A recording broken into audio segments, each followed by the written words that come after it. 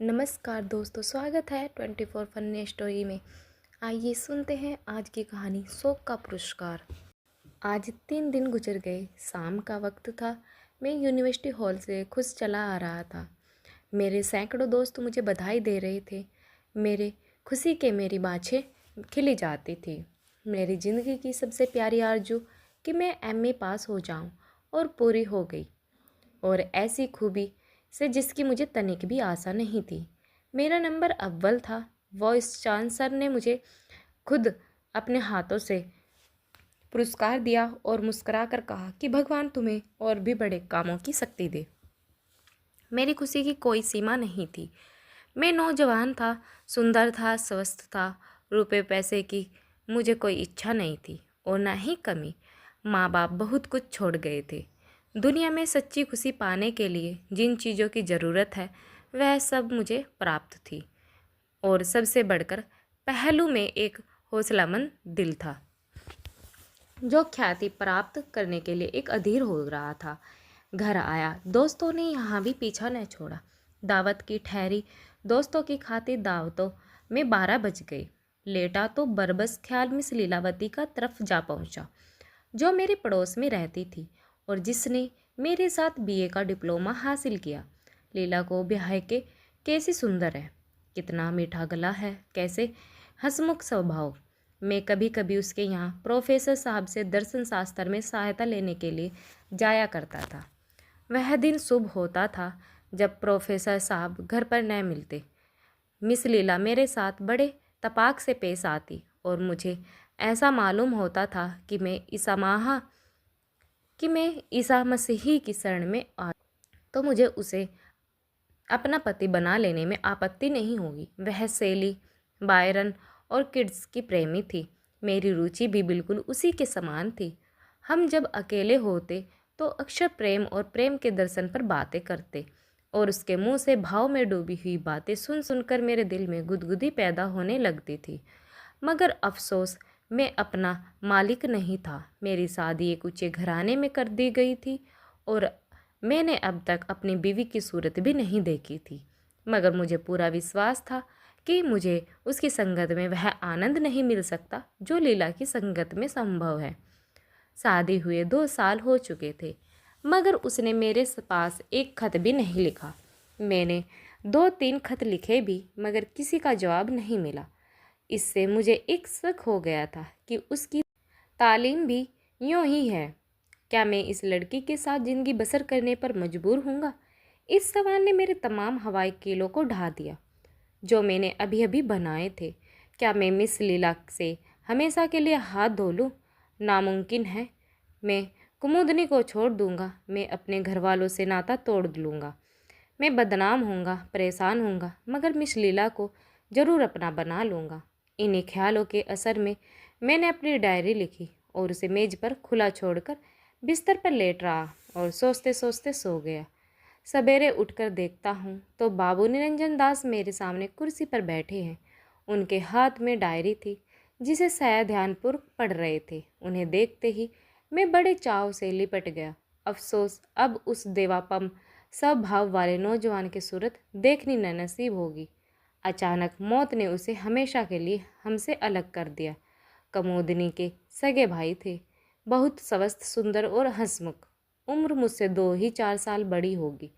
ऊंचे पद पर नियुक्त थे। कुछ दिनों से इसी शहर में तब्दील होकर गए थे। मेरी और उनकी दोस्ती हो गई थी। मैंने पूछा, क्या तुमने डायरी पढ़ ली? निरंजन, हाँ।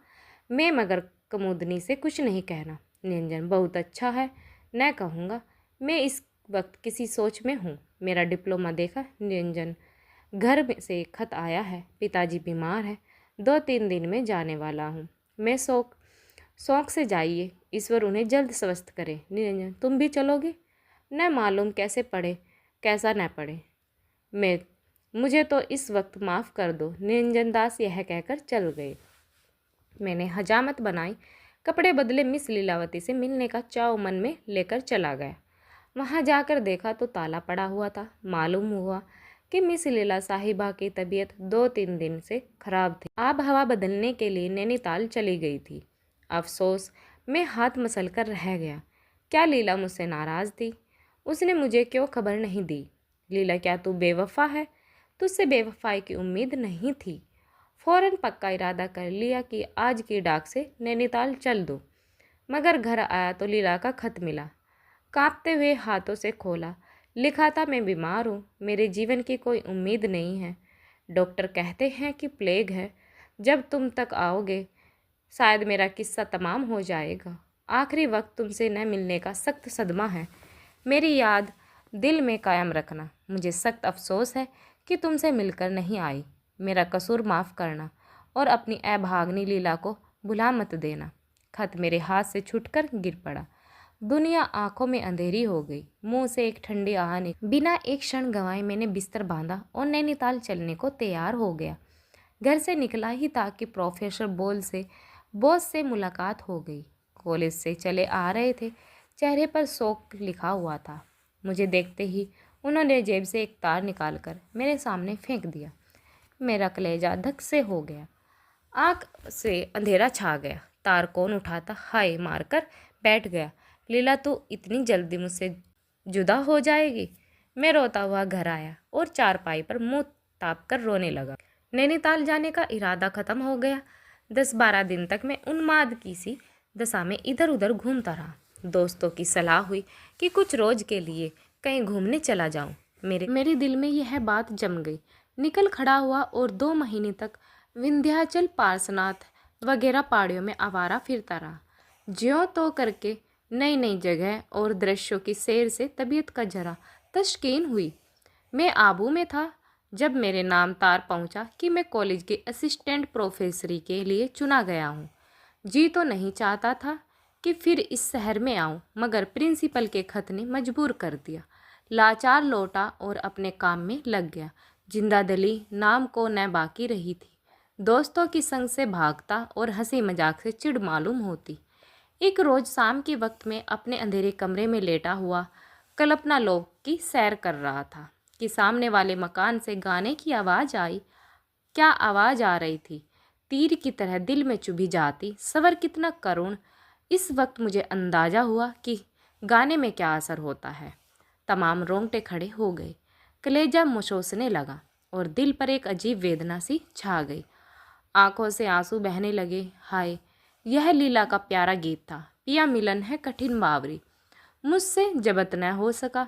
मैं एक उन्माद की सी दशा में उठा और जाकर सामने वाले मकान का दरवाज़ा खटखटाया।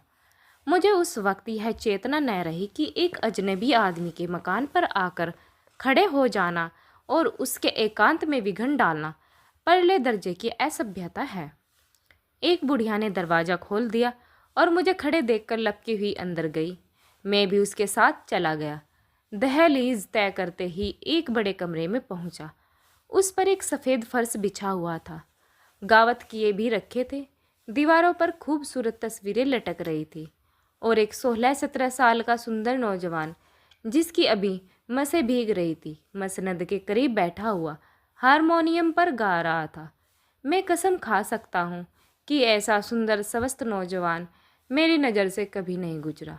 चाल ढाल में सिख मालूम होता था। मुझे देखते ही चौंक पड़ा और हारमोनियम छोड़कर खड़ा हो गया। शर्म से सिर झुका लिया और कुछ घबराया हुआ सा नजर आने लगा। मैंने कहा, माफ़ कीजिएगा, आपको बड़ी तकलीफ़ दी। आप इस फ़न के उस्ताद मालूम होते हैं। खासकर जो चीज़ अभी आप गा रहे थे वह मुझे पसंद है। नौजवान ने अपनी बड़ी बड़ी आंखों से मेरी तरफ देखा और सर नीचा कर लिया और होठों ही में कुछ अपने नौसिखेपन पर बात कर रहा था। मैंने फिर पूछा, आप यहाँ कब से हैं? नौजवान, 3 महीने के करीब होता है। मैं आपका शुभ नाम? नौजवान, मुझे मेहर सिंह कहते हैं। मैं बैठ गया और बहुत गुस्ताखाना बेतकल्लुफ़ी से मेहर सिंह का हाथ पकड़कर बिठा दिया और फिर माफ़ी मांगी। उस वक्त की बातचीत से मालूम हुआ कि वह पंजाब का रहने वाला है और यहाँ पढ़ने के लिए आया हुआ है। शायद डॉक्टर ने सलाह दी थी कि पंजाब की आब हवा उसके लिए ठीक नहीं है। मैं दिल में तो छिपा कि एक स्कूल के लड़के के साथ बैठकर ऐसी बेतकल्लुफ़ी से बातें कर रहा हूँ, मगर संगीत के प्रेम ने इस ख्याल को रहने न दिया। रस्मी परिचय के बाद मैंने फिर प्रार्थना की कि वह चीज़ छेड़िए। मेहर सिंह ने आंखें नीचे करके जवाब दिया कि मैं अभी बिल्कुल नौसिखिया हूँ मैं। यह तो आप अपनी जबान से कहिए। मेहर सिंह झेप कर आप कुछ फरमाए। हारमोनियम हाजिर है। मैं इस फन में बिल्कुल कोरा हूँ, वरना आपकी फरमाइश ज़रूर पूरी करता। इसके बाद मैंने बहुत आग्रह किया, मगर मेहर सिंह झेपता ही रहा। मुझे स्वभावतः शिष्टाचार से घृणा है, हालांकि इस वक्त मुझे रूखा होने का कोई हक नहीं था। मगर जब मैंने देखा कि यह किसी तरह नहीं मानेगा तो जरा रुखसाई से बोल देता हूँ। बोला, खैर जाने दीजिए, मुझे अफसोस है कि मैंने आपका बहुत वक्त बर्बाद किया। माफ़ कीजिए। यह कहकर उठ खड़ा हुआ। अपनी सूरत देखकर शायद मेहर सिंह को उस वक्त तरस आ गया। उसने झेपते हुए मेरा हाथ पकड़ लिया और बोला, आप तो नाराज़ हुए। मुझे आपसे नाराज़ होने का हक हासिल नहीं। मेहर सिंह, अच्छा बैठ जाइए, मैं आपकी फरमाइश पूरी करूँगा, मगर मैं अभी बिल्कुल अनाड़ी हूँ। मैं बैठ गया और मेहर सिंह ने हारमोनियम पर वही गीत अलपाना शुरू किया। पिया मिलन है कठिन बावरी। कैसी सुरीली तान थी, कैसी मीठी आवाज़, कैसा बेचैन करने वाला भाव। उसके गले में वह रस था जिसका बयान नहीं हो सकता। मैंने देखा कि गाते गाते खुद उसकी आंखों में आंसू भर आए। मुझ पर इस वक्त एक मोहक सपने की सी दशा छाई हुई थी। एक बहुत मीठा नाजुक दर्दनाक असर दिल पर हो रहा था, जिसे बयान नहीं किया जा सकता।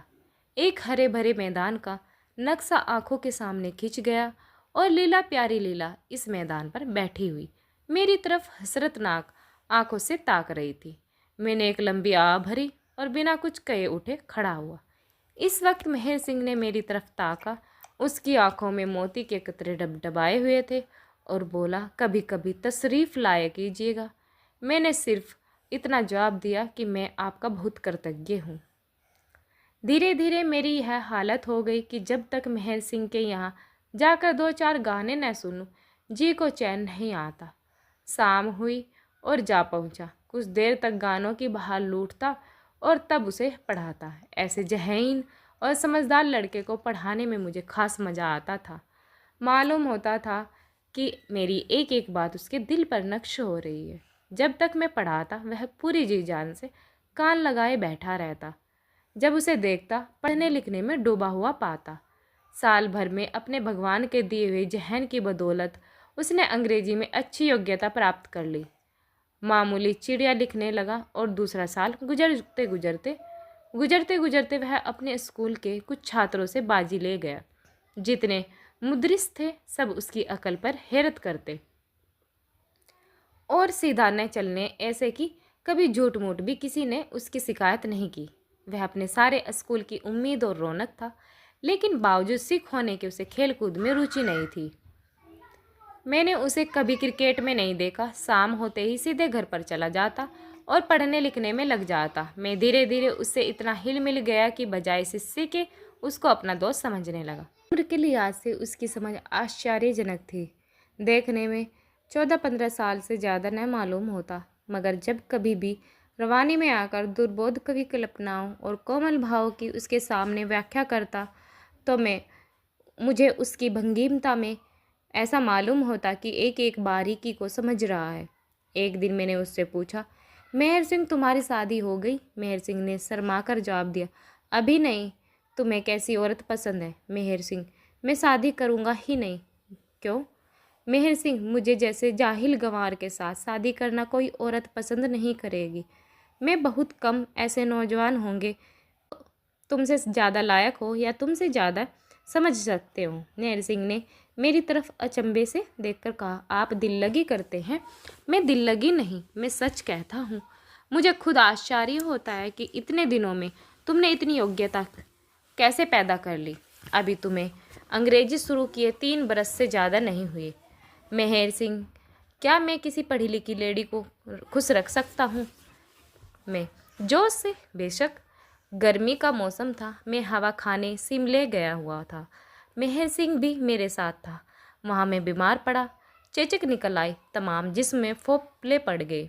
पीठ के बल चारपाई पर पड़ना पड़ता था।